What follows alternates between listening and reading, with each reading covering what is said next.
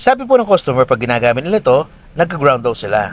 Tinest ko naman po kanyang wash motor tsaka spin motor, hindi naman po sila grounded kaya naisipan ko lagyan ng tubig. Tignan natin baka may nag-leak. Ang kanyang gear case, okay naman. Ang kanyang spin motor, tignan natin. Kung may nag-leak, wala naman. Subukan natin ikot ang kanyang coupling. Baka sakali may lumabas na tubig.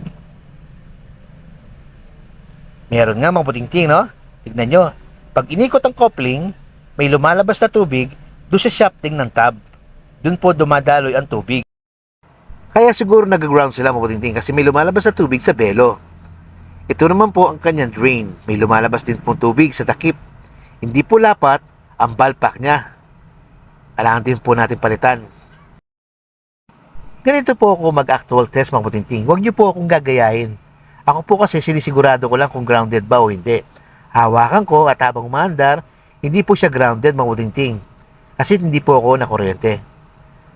Ngayon puting-ting papalitan po natin ang belo. Pupukpukin lang po natin ang dahan-dahan hanggang sa matanggal. Ngayon papalitan po natin ng mas maganda. Thread type po yan.